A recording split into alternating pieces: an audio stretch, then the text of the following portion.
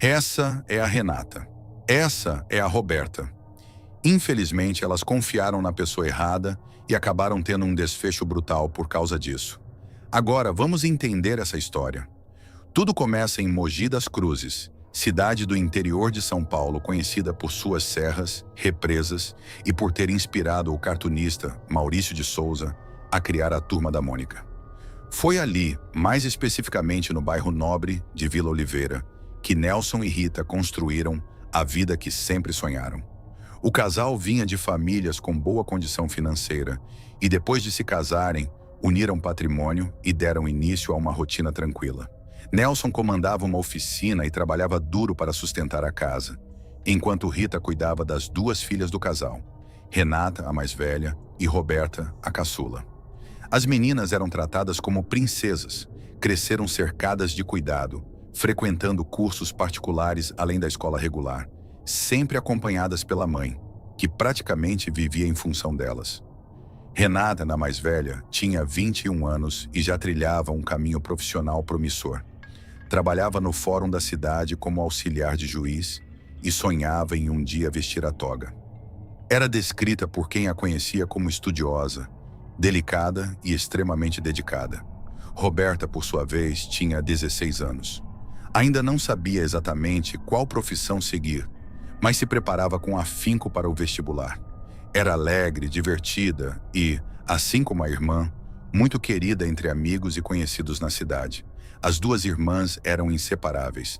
Era comum vê-las caminhando juntas pelo shopping da região, sempre bem cuidadas, sempre sorrindo. Rita era descrita por quem conhecia a família como uma mãe extremamente dedicada e amorosa, presente em cada detalhe da vida das filhas. Nelson, mesmo ocupado com os negócios da oficina, também fazia questão de estar por perto sempre que possível. E era ele quem levava e buscava Renata no fórum praticamente todos os dias. Para quem os via de fora, aquela família parecia viver um conto de fadas dentro de um sobrado em condomínio fechado. Enquanto a família prosperava, havia uma pessoa que circulava havia muito tempo por aquela casa. Antônio Carlos Rodrigues Silva Júnior, conhecido na região como Tartaruga. Pintor de profissão, Antônio prestava serviços de manutenção para a família havia 15 anos. Desde os seus 15 anos de idade, ele literalmente cresceu junto com Renata e Roberta, acompanhando o crescimento das duas ao longo de todo esse tempo. A relação de confiança entre Antônio e a família era tão forte que ele era tratado como um membro da própria casa. Almoçava à mesa com todos, tinha livre acesso à residência e, mais do que isso, Nelson bancava os estudos de engenharia do rapaz. Ainda assim, Antônio nunca perdeu o respeito. Sempre pedia licença para entrar ou se sentar. Chamava o casal de senhor e senhora e, em 15 anos de convívio, jamais demonstrou qualquer sinal de agressividade. No dia 11 de novembro de 2011, a rotina da família seguia normal. Naquela tarde, Renata havia acabado de voltar do fórum e subiu para trocar de roupa, vestindo algo mais confortável. Depois, desceu para a sala com um livro nas mãos e se acomodou no sofá. Antônio já havia encerrado o serviço do dia, mas permaneceu na casa. Nelson e Rita precisavam resolver um assunto na imobiliária naquela noite. E antes de sair, o pai se dirigiu ao pintor com uma frase que carregava toda a confiança depositada nele ao longo de tantos anos. Cuide das meninas até eu voltar. Segundos depois, o casal deixou a residência, sem imaginar que aquelas seriam as últimas horas de vida das filhas. Com a casa mais vazia, o piscineiro e a diarista já haviam ido embora mais cedo. Restaram apenas Antônio, Renata e Roberta. Foi nesse intervalo que, segundo a reconstituição da polícia, o pintor estava usando o computador da sala para acessar conteúdo adulto explícito, e Renata teria percebido o que se passava na tela. A partir desse momento, a versão dos investigadores aponta que algo levou Antônio a se levantar, caminhar até o banheiro e voltar empunhando uma faca. Sem dizer palavra, ele avançou contra Renata e iniciou um ataque brutal, que a levou à morte ali mesmo na sala. No andar de cima, Roberta usava fones de ouvido com música alta e não ouviu absolutamente nada do que acontecia embaixo. Minutos depois, ela desceu as escadas e se deparou com a cena. A irmã já sem vida, estirada no chão, e Antônio com a faca na mão. Ela tentou fugir, mas foi alcançada e atingida no pescoço.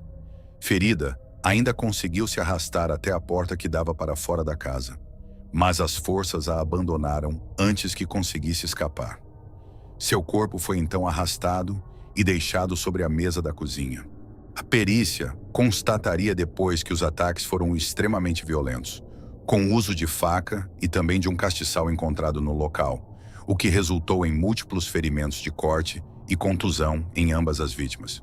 As duas jovens, segundo os laudos, permaneceram conscientes por alguns minutos antes de morrerem em decorrência da perda de sangue.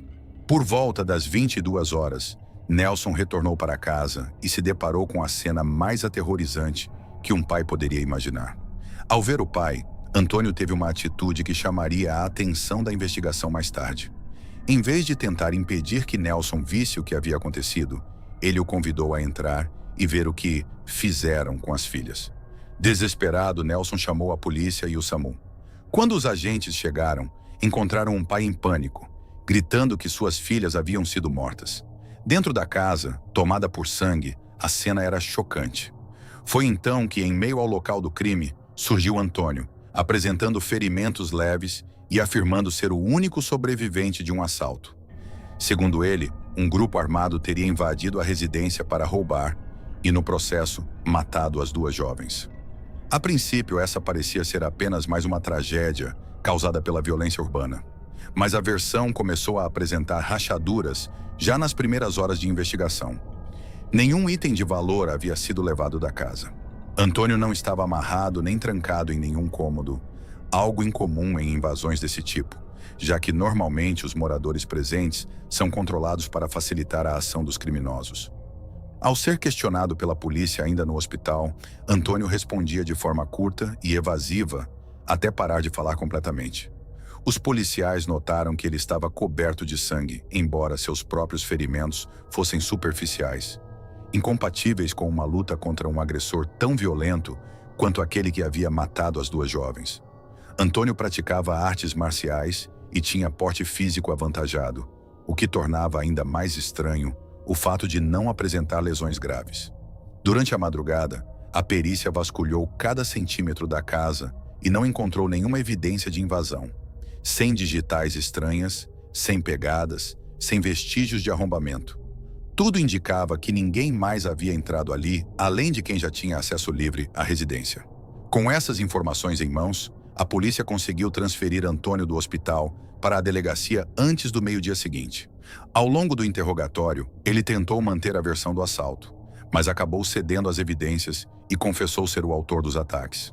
Alegou, no entanto, ter agido durante uma espécie de apagão, sem controle sobre as próprias ações, e disse não conseguir explicar o motivo do que havia feito.